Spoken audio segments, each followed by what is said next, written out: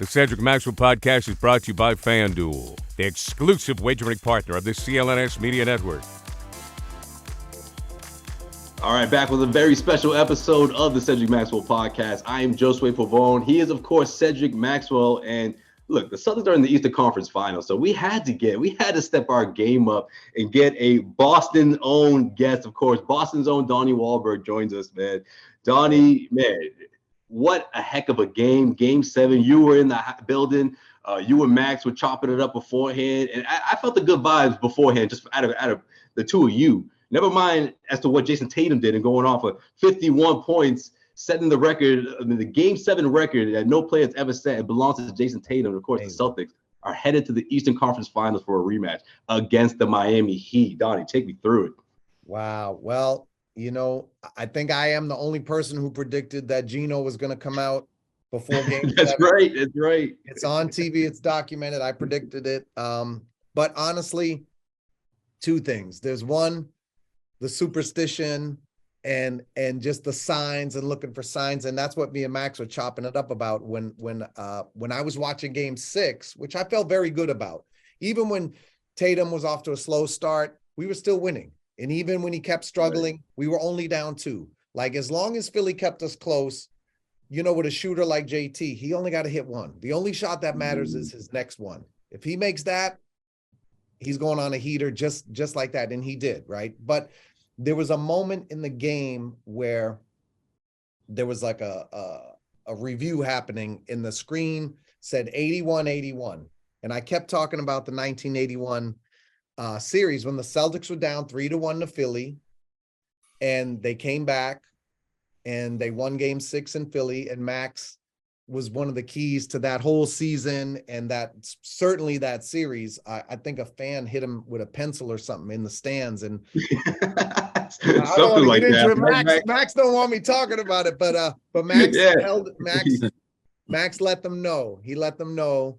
But just that the Celtics came back, they won that game, they won Game 7, and the rest is history. They won the championship that year. And when the screen was frozen, because that game was on my mind that whole day, that's Game 6 in Philly in 1981. Now, I will say in 82, the Celtics did the same thing. They were down 3-1. They came back again and won Game 6 in Philly, and then lost Game 7 in the Garden, and everyone thought they would win. Man. But the scoreboard didn't say 82-82. It said 81-81. So I was like, this is the sign. And I looked at my wife. I said, we're winning the game. And she said, why? I said, because 1981 is right there on the screen. So that's the superstitious part. Just in terms of the basketball part of it, I just thought the Celtics are the deeper team. And in all the years I've watched the NBA, and it's been a lot, I don't look it, but I'm 53. The deepest team usually is the team that wins out in the end. It takes a lot to get to the finals. And, you know, I think Scal during the interview the other day, he was like, man, why are they going 6 games with Atlanta and 7 games with Philly? I'm like, hey, you won in 08 with Pierce and KG and Ray, and you went 7 in round 1 to Atlanta. That's a good point. 7, and you went 7 with Cleveland, and you went 6 with you. They don't give championships away. You got to earn it.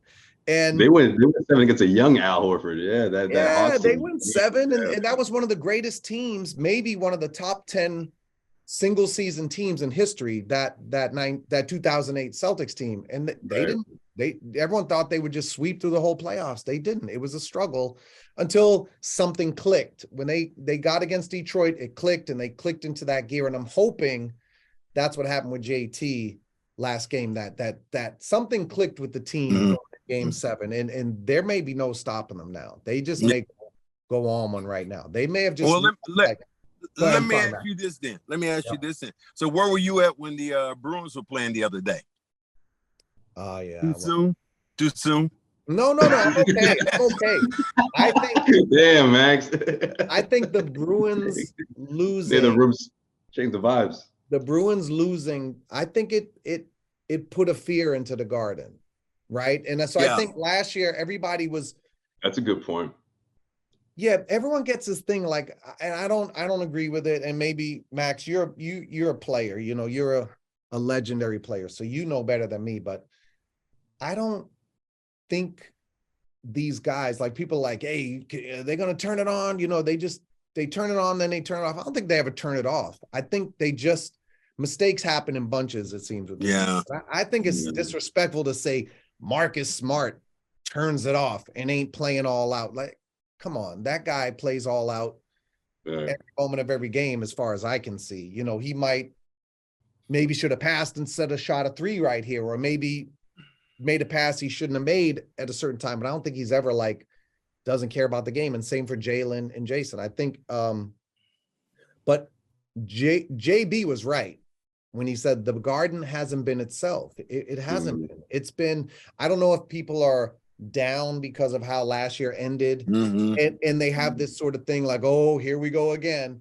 That's how, you know, it might have been a little bit of that, Donnie. Just when Philly went on their runs, that's when the mood would just go way down. It was like maybe because that shadow that was casted after the seeing the Bruins get bounced out of the playoffs in the first round, one of the historically greatest regular seasons for an NHL team, and they were bounced out of the first round. So yeah, maybe some of that. Every team in Boston, before the Patriots started winning everything, the only team in Boston that was winning was the Celtics. Yeah. And we always had that hope with the Celtics, like, all right, they're going to come back. They're going to come back. Okay, they're down 15 going into the fourth quarter against whatever team in whatever regular season game, playoff game, they're going to make a run and come back. Like, we always believed in them. But every other Boston team, we always felt like, oh, it's doom is coming. Let me ask you this. How was it as a child to watch that? You know, I mean, just a young kid watching that experience during the 80s, watching the Celtics and going, damn, these guys are pretty good. Or you're nervous as hell before church, or, those Sunday games were killers. Yes, my childhood was the opposite, Donnie, complete opposite. Yeah, listen, it was the best, but it was weird. It was like, there was this compartmentalization because like with the Celtics, we believed anything was possible. With the other teams, we always like, oh, here they go. Here it goes. Yeah, especially the Red Sox in the 80s. I can't 2004, 2003. That was like, we knew that was going to happen in 2003. Yeah, but see, at least in my childhood, at least we had Pedro. At least we had the best pitcher. But you're right, though. There was still that they're going to choke. They're going to blow it. Yeah, that's true. It started to change when Adam Vinatieri kicked that field goal. Yeah. 2001 Super Bowl. But with the Celtics, it was different. We always believed when, like in I think it was 87, Larry threw up that three and he missed right at the buzzer after Magic hit the big shot. It was like, we thought that ball was going in. Like we always thought the Celtics were going to pull it out, right? Yeah. And then when the Patriots started winning a bunch and the Celtics won again in 2008 and then the Red Sox are winning, it's like you start to get this winner mentality. And I think we had that. And I think over the last few years, it kind of started slipping because there's the energy in the Garden, like there's a sense after last year's finals that, oh, here's where it goes wrong. Like and I don't think it's because people don't love this team and respect this team. I think they do. I think Boston loves these guys. I know I love these guys. Like, I love this team. I love this team. I got a question though to ask you. Yes. Just changing gears a little bit, because I've always asked this question. Josue knows what's coming here. We're building a Mount Rushmore in the back of your house right now. Oh, man. You're able to put 4 athletes, don't have to be in Boston, any sport, anytime, anywhere. Who would be those 4 athletes that you would put on your Mount Rushmore in the back of your house? Man, Max. Right. Come on. Man, no. I ask the question all the time, and you be asking it as if people think about this, man. That's a tough question. Well, it depends because there's the whole world of sports. You could pick one guy from each sport. I could pick. It's the whole thing of sports, and whoever you pick for your Mount Rushmore. Now I'm gonna tell you how mine went. So this isn't gonna give you any bias, but I said Muhammad Ali, Tiger Woods, I went Bill Russell, and then I went the greatest female of all times. I went Serena Williams. Okay. Man, Mount Rushmore. See, because I'm not even thinking of I could think golf. I'm not thinking of golf. I'm just gonna. Mine would be Boston. I wouldn't. Okay. I don't want to. All right, the Boston version. I want to hear this. I'll leave that to everyone else, right? So, of course, I could put Jim Brown. I could put, Jordan, Tiger Woods, Jack Nicklaus. There's tons of people. But if we're going just Boston. No, this is your Mount Rushmore. No, mine is only Boston. Your Mount Rushmore. It's my Mount Rushmore. It's a Boston only Mount. I don't want no one else on my Mount Rushmore. It's my backyard. Yeah, it's his backyard, man. Town only. It's his backyard. Okay. All right. Since it's mine, I get 5 heads instead of 4. It's the city of champs. I like it. Okay, I'm gonna give you a break. I'm gonna let you get 5 then. Wow. All right. Now here's the thing. It's still, some people could earn their way onto it. I'm just saying, some people could earn their way. But for now, Bill Russell. Okay. Bobby Orr. Okay. 2. Classic. Tom Brady. 3. Gotta do it. Man. This one's tough. Because I want to put Larry. Okay. Larry should be on there. Larry should be on there, but Bill Russell is Bill Russell. Bill Russell to me is the GOAT. Okay. All right. I think Larry's underrated historically, as are you, Max. Okay. But I think Larry, the people scooting him out of the top 10 all time. Like, no, he still belongs there. Mm. But Russ should always be in the greatest of all time conversation. Okay. It's just fact. So you got 3 right now. I got Brady, Russell, Bobby Orr. I gotta go Pedro.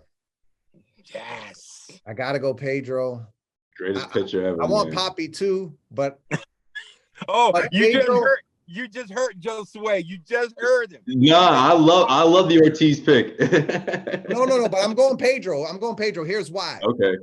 Because Pedro's the only time in my life that remember when Sosa and McGuire were gonna break Maris's record? Yeah. And I would flick on the game just to watch one of them bat, and I'd be like, "Oh, they struck out. Okay, I'm gonna go watch something else, and I'll come back and watch them later." Pedro Martinez is the first time in my life that I put on baseball games when the defense was on the field. Wow. I would put on the game, watch Pedro pitch, and then change the channel when we came up to bat. Right. You know what else too, Max? No one does that. You know what else too, Donnie? And I know you can relate to this too. He's the only pitcher. If you're with a group of friends, they could tell you, oh, by the way, hey, Pedro's pitching on Thursday. Like everyone knew his rotation because they knew, that was the game to watch. That was the one to see, oh, is he gonna mow down 10, 12, 13, how many strikeouts is he gonna get? Like that was the only pitcher in the city who people had a loosely idea of when he was gonna pitch about a day or two before. It was incredible. Yeah. Okay, well, you got 4. I want to get to 5 since we gave you that extra bonus here. I'm saving 5. 5 is 5. Listen, I got the chisel and the hammer, right? But I haven't decided who gets 5 yet because here's the thing. One of these Celtics playing right now could be on that Mount Rushmore. That's how I feel about it. And Max, listen, I want you on there too. But here's the good news: me and you are forever cemented together on the ESPN 30 for 30. Yes. I narrated it, and you stole the whole show. You stole the whole show. Every soundbite you did was hilarious and funny and honest and real. So you're cemented already. We're documented together for history. But I'm saving my 5th one. Yeah, Donnie. It could be Big Papi. It could be Jim Rice. Jim Rice was my idol growing up. I was a Celtics fan, obviously, but also a Red Sox fan. Like Jim Rice was, my Willie Mays or Mickey Mantle. The way people talk about baseball players in the old days, like, they had to idolize these guys. Jim Rice was that when I was a little kid. I'm glad you brought that up, the 30 for 30, because this was the way Tatum really knew about how bad Max was back in his day. Max, tell them the story when Tatum approached you after he watched that documentary. Well, Tatum, after your documentary, Tatum didn't know me as well. And Tatum walks up after, it was before a game, and he's still screaming out at me, cornbread, cornbread. I said, dude, what is wrong with you? He goes, man, I saw that 30 for 30 3 times. Damn, you a bad motherfucker in there. I was like, okay, thank you very much. Yeah. He never called you cornbread before that. He didn't know. He wasn't hip.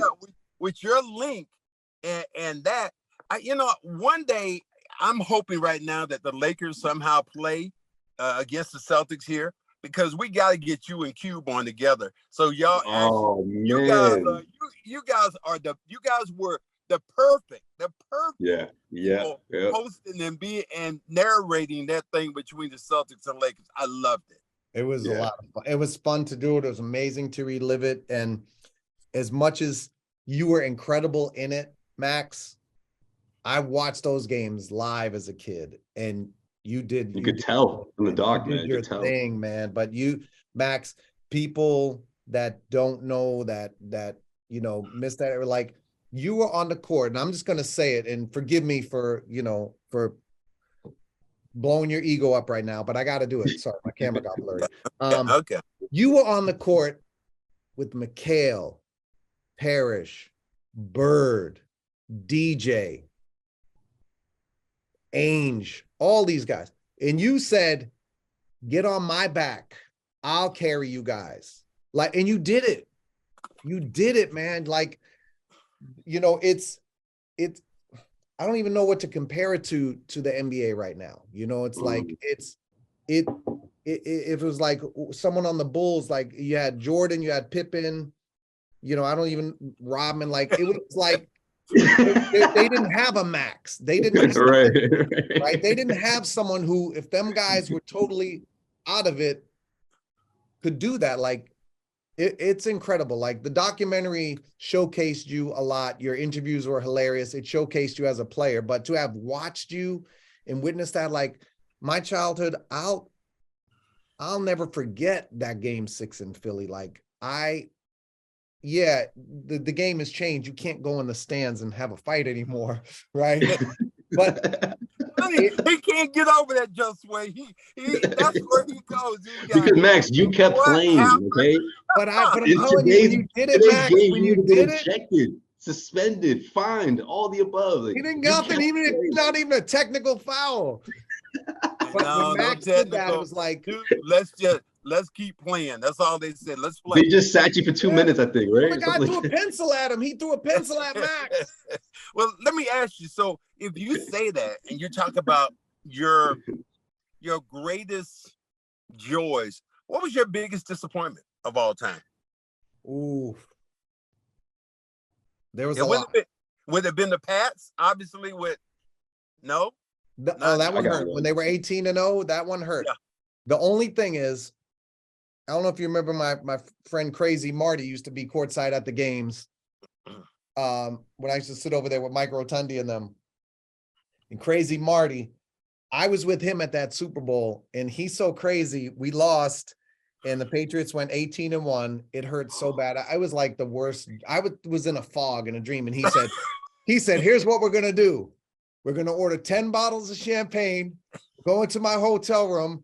We're all getting drunk, and we're going to pretend the Patriots won and have a Patriots won anyway party. And we did. So in some ways, that kind of helped me get over it. In some ways, that ain't the worst one. Pretend. I wish my friends did that to me, man. He said we're going to pretend the Patriots won the Super Bowl, and they're undefeated. And so that's what we did. And I stayed in that zone until the next morning. I had to go on ESPN, and they had me lined up with all the old Dolphins players from the undefeated team, and they were killing me. Wow. But I'll tell you, for each team, my worst disappointment. When the Bruins lost the Stanley Cup to Edmonton, I think it was the year 86, because we had all 4 teams going for the championship that year. Red Sox went to the World Series. Celtics. Oh, that's right. Yeah. Patriots went to the Super Bowl, and the Bruins went to the Stanley Cup.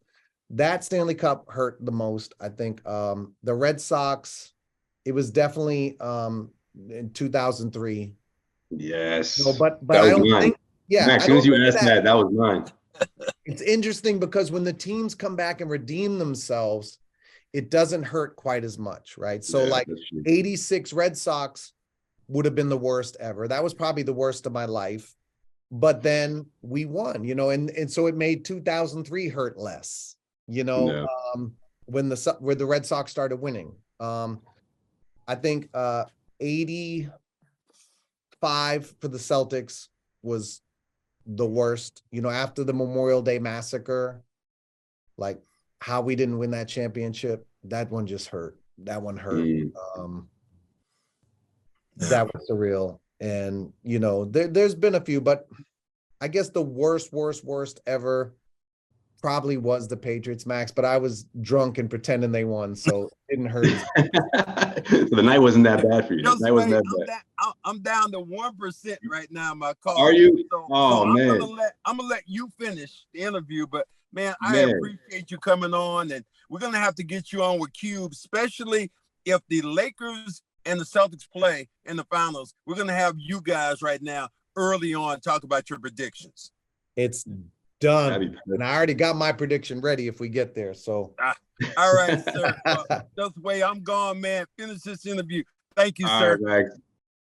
This episode of the Cedric Maxwell podcast is powered by FanDuel. If you haven't already, make a fast break to FanDuel during the NBA playoffs, because right now, new customers can get a no-sweat first bet up to $1,000. That's right, $1,000 back in bonus bets if your first bet doesn't win. And you don't want to miss out on this action, man. Whether it's NBA playoffs or any other sports, FanDuel's got you covered with some of the best odds and best ways to make money online through sports.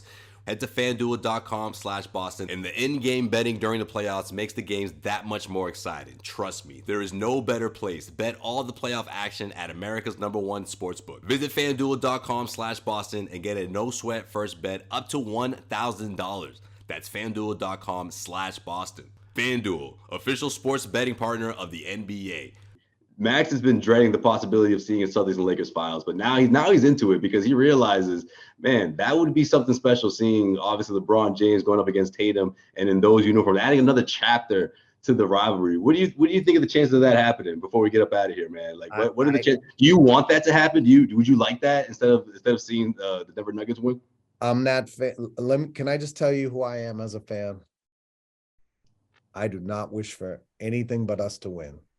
I don't want, like, when you see these cities going, like Philly, they were like, we want Boston. You got You got us. You asked for it. You asked for it, right? I don't want the Lakers or Denver. I want us to win. I don't care who it is. I want us to get by Miami. We all wanted Miami. We'd probably all rather them play Miami than Milwaukee, right? Well, now we got to handle that. We got what the fans got what they wanted. They got the easier matchup, allegedly, right? Jimmy Butler's he's tough, right? So I hope we win this series, and I do think we will. I think we're the better, deeper team. We should certainly win it, and I think we could beat either team in the finals. I don't. Of course, as a fan and a fan of the sport, I would love to see Lakers, Celtics.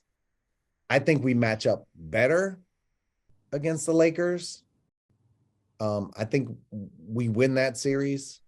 And I certainly think, the depth, it always comes back to depth for me.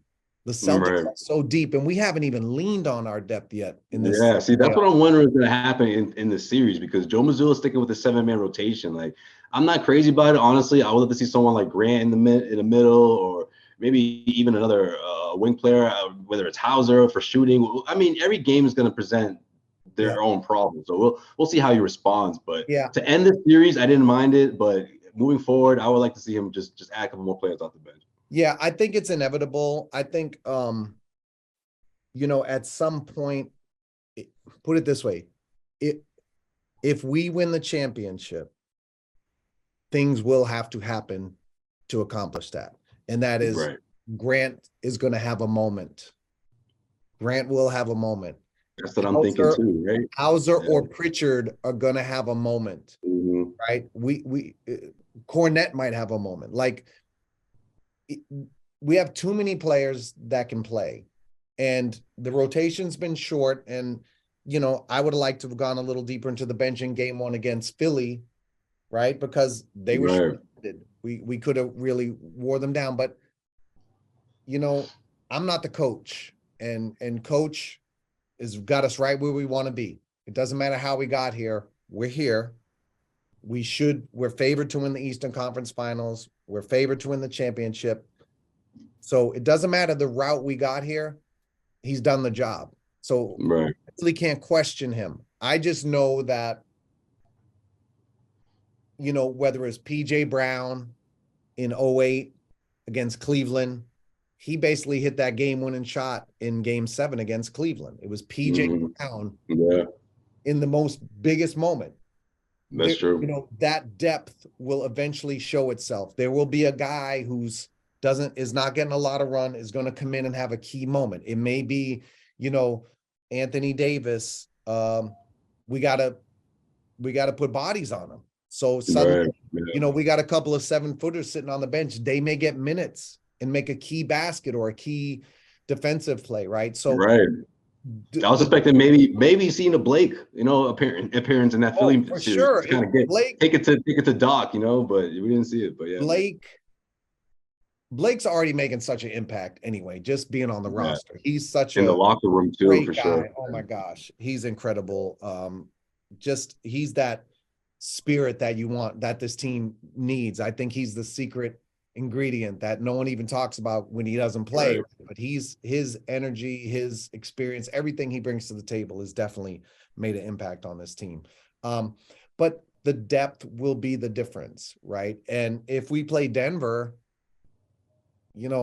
that altitude is real. I do concerts, and when I do a concert with the new kids, we're dancing around and singing for 3 hours. We got oxygen tanks under the stage, so when we take a break and change clothes, we're like it's real. So the depth may really come into play then.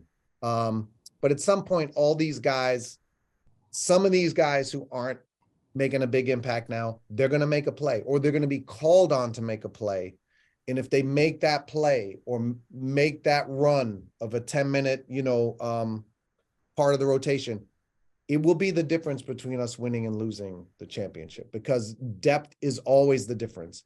In 2008, we were so deep over the Lakers. Leon Poe could have been starting for us. Like we had people Poe, PJ Brown. Kids out there don't know about Leon, man. Check out game 2. Look at the highlights from the NBA Finals game 2. We were so deep, they didn't know what to do with us. But in 2010, they got Ron Artest in the offseason. We almost got him. They got him. He put their bench over the top. Our bench wasn't as good. So when we ran out of gas in game 7, it made sense. This time we are the deepest team. We have the guys who seem ready to go to that next step to win those extra 2 games and close the deal and win the championship. And we have the deepest bench in the league as far as I'm concerned. And I believe no rebounds, no rings, and the deepest team always wins.